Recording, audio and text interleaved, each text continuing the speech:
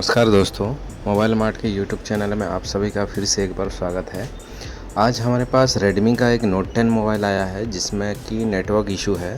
Customer का कहना है कि इसमें कोई भी सिम सपोर्ट नहीं कर रहा है। जैसे कि आप एयरटेल, बीएसएनएल, जियो कोई भी सिम लगा लो, इसमें नेटवर्क नहीं आता है। तो चलिए इसको चेक करते हैं, ऐसा क्या प्रॉब्लम है जिसमें ये नेटवर्क नहीं आ रहा है। हमारे पास एक एयरटेल सिम है, तो हम इसमें एयरटेल सिम इंसर्ट करके चेक करते हैं कि क्या इशू है। तो सिम इंसर्ट करते हैं और देखते हैं कि नेटवर्क आता है या नहीं आता है। सिम इंसर्ट हो चुका है और यहाँ पे कोई नेटवर्क नहीं आ रहा है, कोई नेटवर्क शो नहीं हुआ। तो एक बार इसके सेटिंग में चल के देखते हैं कि सिम शो कर रहा है या नहीं। इसका सिम एंड मोबाइल सेक्शन में जाते हैं, देखते हैं यहाँ पे कोई भी सिम शो नहीं हो रहा है। तो एक बार इसका बेसबैंड आ रहा है कि नहीं, एक बार बेसबैंड चेक लेते हैं। अबाउट में जाके इसका ऑल स्पेसिफिकेशन में हम चेक करते हैं तो वहाँ पे बेसबैंड वर्जन आ जाएगा। बेसबैंड वर्जन शो हो रहा है कि नहीं, ये एक बार चेक कर लेते हैं। तो यहाँ पे देख सकते हैं बेसबैंड वर्जन आ रहा है पूरा। एक बार इसका IMEI नंबर भी चेक करके देख लेते हैं, IMEI नंबर आ रहा है कि नहीं। अगर IMEI नंबर भी शो नहीं हो रहा होगा तो सिम नहीं आता है। तो डायल पैड में जाते हैं और देखते हैं कि IMEI नंबर शो हो रहा है कि नहीं। डायल पैड में हमको एक कोड डायल करना होता है, स्टार है 06H, और यहाँ पे IMEI नंबर भी पूरा आ रहा है। तो इसमें ऐसा क्या प्रॉब्लम आ गया, क्या दिक्कत आ गया जिसकी वजह से ये नो सिम आ रहा है। तो चलिए इसको रिपेयर करने की कोशिश करते हैं।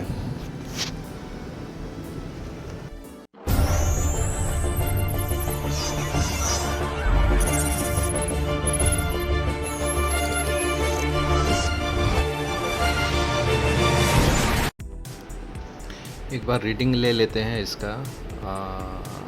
एक सेकंड, मल्टीमीटर शायद अच्छे से कनेक्ट नहीं हुआ है। ठीक है, यहाँ पे रीडिंग आना चाहिए। रीडिंग आ गया, मतलब ये लाइन सही है।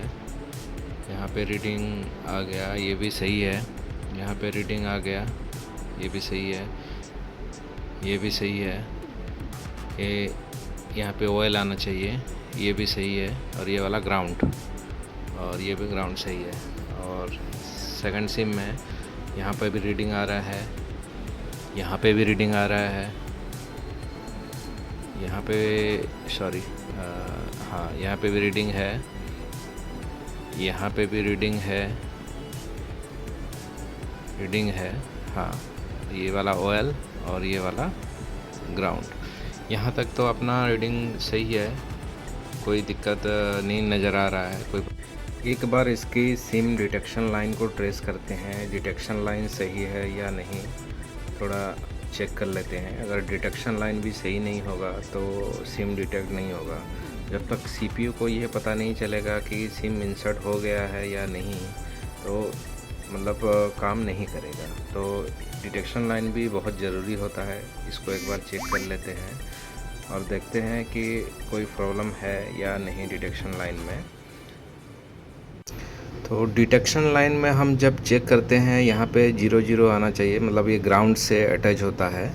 और जब हम इसमें सिम अटैच करेंगे तो यहाँ पे रीडिंग आना चाहिए। तो पहले यहाँ पे हम चेक किए, ग्राउंड आ रहा है। अभी इसमें सिम इंसर्ट करके देखते हैं, मतलब विदाउट सिम भी हम जब इसको इंसर्ट करेंगे, ओनली सिम ट्रे को इंसर्ट करने से भी चलेगा। यहाँ पे रीडिंग आना चाहिए। आप लोग देख सकते हैं यहाँ पे रीडिंग आ चुका है, मतलब डिटेक्शन लाइन भी एकदम ओके है। तो यहाँ तक तो सब कुछ ठीक है। इसमें क्या ऐसा दिक्कत आ गया जो सिम डिटेक्ट नहीं हो रहा है। तो एक बार इसका वोल्टेज वगैरह भी चेक कर लेते हैं। इसको जो रिक्वायरमेंट रहता है एक सिम चलने के लिए, जो रिक्वायर वोल्टेज है वो सब आ रहा है कि नहीं आ रहा है, एक बार हम चेक कर लेते हैं। ये बोर्ड जो है मदरबोर्ड है, एकदम फ्रेश बोर्ड आया था। इसमें जो भी शील्ड वगैरह निकला हुआ है इसको हम खुद ही निकाले हैं। एकदम फ्रेश बोर्ड था, इसमें पहले से कोई भी काम नहीं किया हुआ था। जो भी काम हुआ है इसको हम फर्स्ट टाइम किए हैं। अगर हमको वोल्टेज चेक करना है तो विथ सिम ही चेक करना पड़ता है, विदाउट सिम वोल्टेज नहीं बनता है। तो वोल्टेज चेक करने के लिए सिम को इंसर्ट करना ज़रूरी है, क्योंकि सीपीयू को जब तक पता नहीं चलेगा कि सिम इंसर्ट हुआ है तब तक वो वोल्टेज को रिलीज नहीं करेगा, कोई भी वोल्टेज नहीं बनता है विदाउट सिम। तो हम इसमें सिम को इंसर्ट कर देते हैं और देखते हैं कि इसका जो वोल्टेज रिक्वायरमेंट है वो फुलफ़िल हो रहा है कि नहीं, वोल्टेज आ रहा है कि नहीं आ रहा है। सिम इंसर्ट हो चुका है। यहाँ पे जो इम्पोर्टेंट वोल्टेज लाइन होता है वो वीरेज की लाइन होता है, डाटा की लाइन होता है और जो डिटेक्शन की लाइन होता है, ये तीनों लाइन पे हमको वोल्टेज बनना चाहिए। और ये वोल्टेज जो है सिम इंसर्ट करने के बाद तुरंत हमको चेक करना है, क्योंकि नो सिम का इशू है। नो सिम रहेगा तो वोल्टेज जो है तुरंत बंद हो जाएगा। तो जब हम सिम इंसर्ट करेंगे तुरंत बाद हमको चेक करना है कि बन रहा है कि नहीं बन रहा है। तो यहाँ पे हम लोग देखें कि जो रिकॉर्ड वोल्टेज है वो वोल्टेज वगैरह सब बन रहा है। तो यहाँ पे हम श्योर हो गए कि ये जो प्रॉब्लम है ये सीपीयू से ही है, हमको इसका सीपीयू रिवल करना पड़ेगा। फिर भी सेट तो ऑन है, एक बार चेक कर लेते हैं, शायद डिटेक्शन हो गया होगा, आ गया होगा। एक बार चेक कर लेते हैं सेटिंग में जाके सिम डिटेक्ट हुआ कि नहीं हुआ है। तो मैं यहाँ पे जा रहा हूँ सिम कार्ड एंड मोबाइल के सेक्शन में। तो यहाँ पे देख सकते हैं आप लोग, अभी भी कंडीशन सेम है, कोई सिम शो नहीं हो रहा है, जबकि हमारा सिम इंसर्ट हुआ है, एयरटेल के सिम लगा हुआ है। तो यहाँ पे हम लोग पूरा 100% श्योर हो गए कि ये सीपीयू से ही प्रॉब्लम है। तो यहाँ से हम डायरेक्ट सीपीयू रिवल का प्रोसेस चालू करते हैं। इसका जो साइड का ग्लू वगैरह है कटिंग कर देते हैं पहले, और जो भी मतलब थर्मल पेस्ट वगैरह है इसको अच्छे से क्लीन कर देते हैं। पूरी तरह क्लीन होने के बाद इसका जो साइड में ग्लू होता है उसको कटिंग कर देंगे। उसको कटिंग करने के लिए हम एक 11 नंबर का ब्लेड यूज करेंगे, उससे धीरे धीरे कट कर देंगे। अगर ग्लू कटिंग नहीं करते हैं तो साइड में जो छोटा छोटा कंपोनेंट लगा होता है वो सीपीयू निकलने के टाइम साथ में निकल जाता है। तो साइड का ग्लू कटिंग करना बहुत ही ज़रूरी होता है। ये ग्लू जो कटिंग करने के लिए मैं टेम्परेचर यूज़ करता हूँ, वही 300 टेम्परेचर यूज़ करता हूँ, और एयर को 2.5 में रख के कटिंग करता हूँ। मदरबोर्ड में हीट देने से पहले साइड वाले एमएमसी को हम अच्छी तरह से कवर कर लेंगे। कवर करने के लिए मैं यहाँ पे एक थर्मल पैड यूज कर रहा हूँ, जो कि सेफ रहता है, हीट सिंक अच्छी तरह से करता है, उसमें ज़्यादा हीट नहीं लगेगा। थर्मल पैड कवर करने के बाद उसमें मैं क्या करूँगा, एक टेप लगा दूँगा, जो कि मुझे अच्छा लगता है, मुझे सेफ लगता है। आप लोग इसके जगह खाली टेप भी यूज कर सकते हैं, बाकी ये थोड़ा मुझे ज़्यादा सेफ लगता है, इसलिए मैं थर्मल पैड भी यूज कर रहा हूँ और उसके ऊपर एक टेप लगा दूँगा। ये मुझे सही लगता है।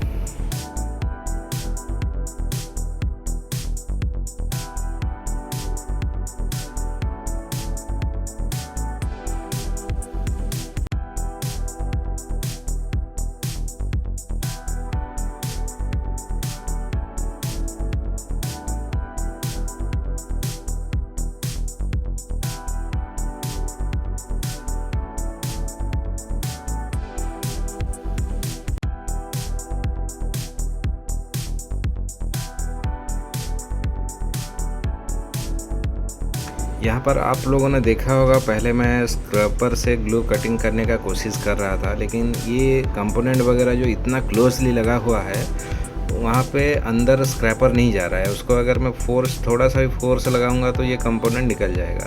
तो अभी मैं 11 नंबर ब्लेड यूज कर रहा हूँ और ये एकदम पतला होने के कारण आराम से कटिंग हो जाता है। तो लेकिन इसको बहुत ध्यान से यूज करना होता है, क्योंकि ये बहुत शार्प भी होता है, नीचे का जो पैड के लाइन होता है वो कट सकता है। तो इसको एकदम हल्के हाथों से चलाना है, और जैसे कि ओनली ग्लू कटिंग हो, नीचे का कोई पैड का लाइन कटिंग ना हो। तो इस बात का ध्यान रखना है थोड़ा।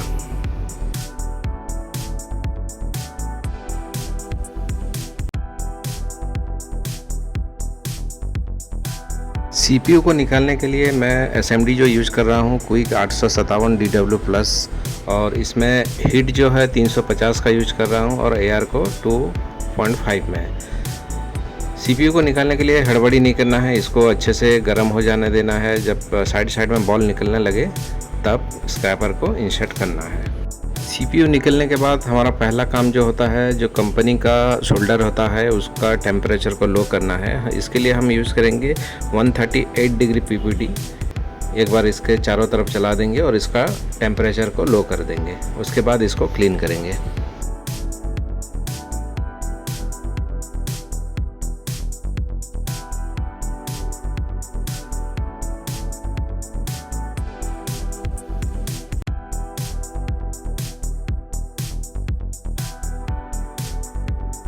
टेम्परेचर को डिग्रेड करने के बाद इसके ऊपर हम डीसोल्डिंग वायर चलाएंगे। डीसोल्डिंग वायर को भी ज़्यादा रगड़ना नहीं है, इसमें एकदम बिल्कुल भी ताकत लगाना नहीं है, एकदम हल्के हाथों से इसके डीसोल्डिंग करना है। एकदम धीरे धीरे इसके ऊपर चलाएंगे। इसका जितना भी शोल्डर वगैरह है सब धीरे धीरे निकल जाएगा।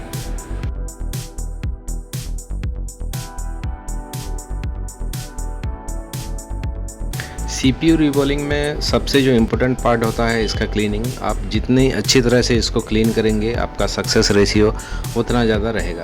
तो सबसे इम्पोर्टेंट है क्लीनिंग। हमको अच्छे तरह से क्लीन करना है, एक एक बॉल अच्छी तरह से क्लीन करना है। इसको देखना है कि कहीं पे कार्बन नहीं लगा होना चाहिए, एकदम क्लीन होना चाहिए। जब हम सीपीयू इसके ऊपर बिठाएंगे, सीपीयू एक बार में कनेक्ट हो जाना चाहिए। अगर क्लीनिंग सही से नहीं होगा तो फिर दोबारा क्लीन करना पड़ेगा। बार बार क्लीनिंग करने के चक्कर में आपका सीपीयू भी ख़राब हो सकता है, नीचे का पैड वगैरह भी डैमेज हो सकता है। इसलिए ट्राई करना है कि थोड़ा सा टाइम ज़्यादा लगे, कोई बात नहीं है, कोई इशू नहीं है। लेकिन अगर हम क्लीनिंग के ऊपर ध्यान देंगे तो हमारा एक ही बार में कनेक्ट हो जाएगा। यहाँ पे मैं रोजिन पेस्ट का इस्तेमाल कर रहा हूँ क्लीन करने के लिए। अगर बाई चांस कहीं पे कार्बन छूट गया होगा तो क्लीन हो जाएगा।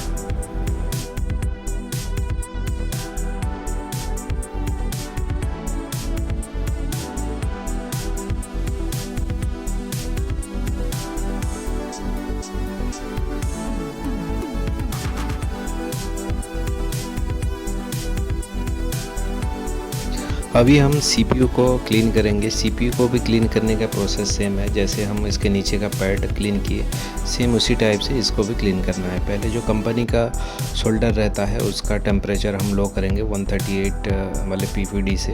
इसको लगा के अच्छे से चारों तरफ इसका घुमा देंगे। उसके बाद हम डीसोल्डिंग वायर से इसको क्लीन करेंगे।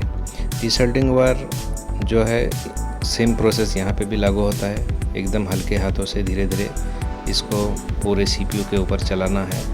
इसमें जो ब्लैक पेस्ट रहता है वो भी क्लीन हो जाएगा और नीचे का जो पुराना शोल्डर रहता है वो भी क्लीन हो जाएगा।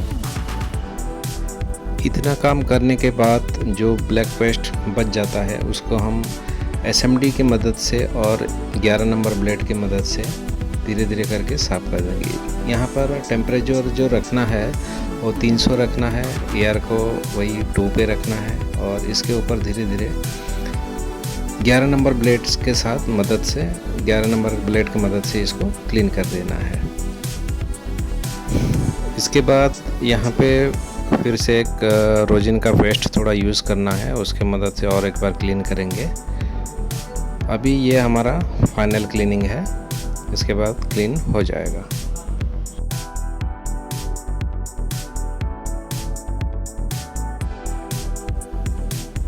यहाँ पे आप लोग देख पा रहे होंगे साइड में बहुत सारा कार्बन है। तो कार्बन को निकालने के लिए हम वायर वाले ब्रश को थोड़ा इसके ऊपर चला देंगे और साथ में थोड़ा IP भी यूज करेंगे। उसके बाद देख सकते हैं आप लोग पूरा क्लीन हो चुका है, कहीं पर भी कार्बन नहीं है। इसके बाद हम इसको रिवॉल्व करेंगे। अभी हमारा IC रिवॉल्व होने के लिए एकदम रेडी है।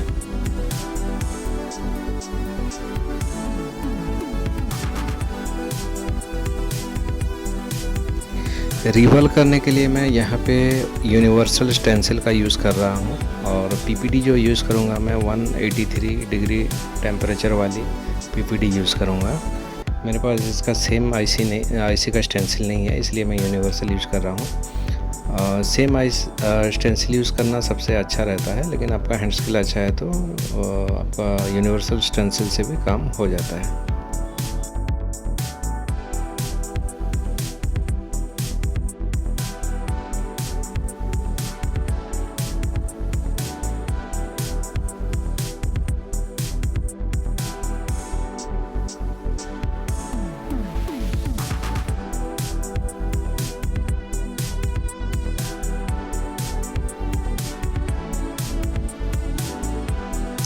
आईसी को रिवॉल्व करने के लिए मैं यहाँ पे टेम्परेचर को यूज़ करूँगा 280 रखूँगा और एआर को वही 2 पे रखूँगा। और एसएमडी को जो है चारों तरफ को घुमाऊँगा। बहुत लोग ये करते हैं कि एक ही साइड से देते हैं, हीट को देते जाते हैं। अपना अपना तरीका रहता है, वो भी तरीका सही है। मुझे ये अच्छा लगता है, मैं इसी हिसाब से रिवॉल्व करता हूँ।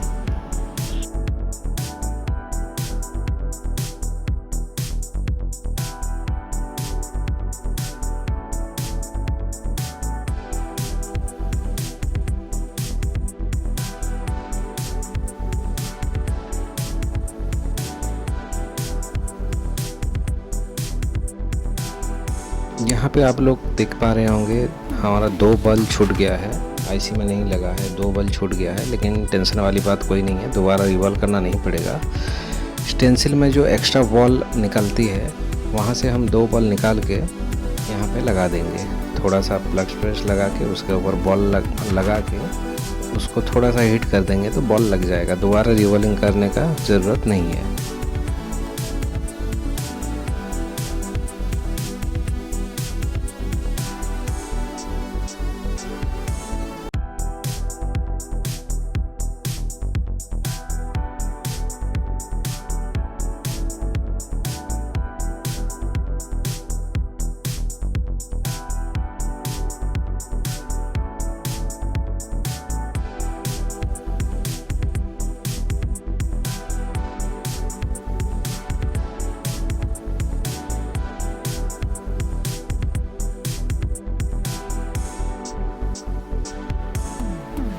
अभी इसमें हम थोड़ा सा प्लग्स डाल के और एक बार इसमें हीट डालेंगे, ताकि अगर बाय चांस कहीं पे नहीं लगा होगा अच्छे से, कोई बॉल छूट गया होगा, अच्छे से कनेक्ट नहीं हुआ होगा आईसी के साथ, तो कनेक्ट हो जाएगा। ये हमारा फाइनल टच है। उसके बाद हम इसको बोर्ड में बिठाएंगे।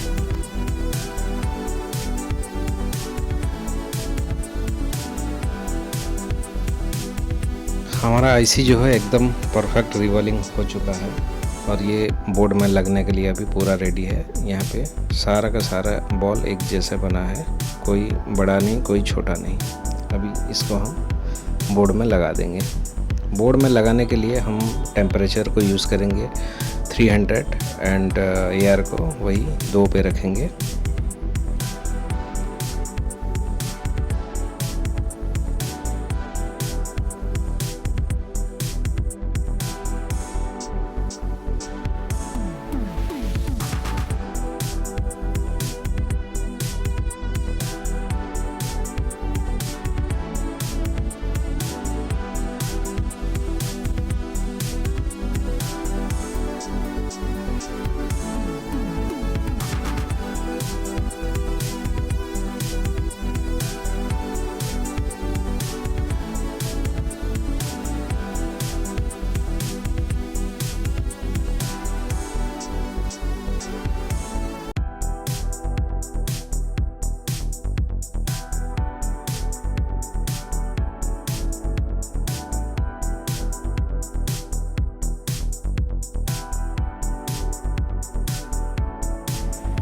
आईसी हमारा अच्छे से लग चुका है। अभी हम इसको ऑन करके देखते हैं और देखते हैं कि जो नो सिम का इशू था वो सॉल्व हुआ कि नहीं।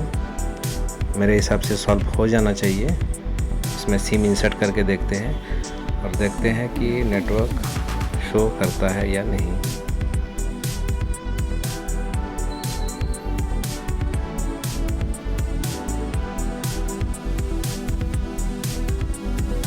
दोस्तों देख सकते हैं आप लोग, यहाँ पे हमारा नेटवर्क आ चुका है। वीडियो अच्छा लगा हो तो एक लाइक कर दीजिएगा और हमारा चैनल को सब्सक्राइब कर दीजिएगा। Thank you.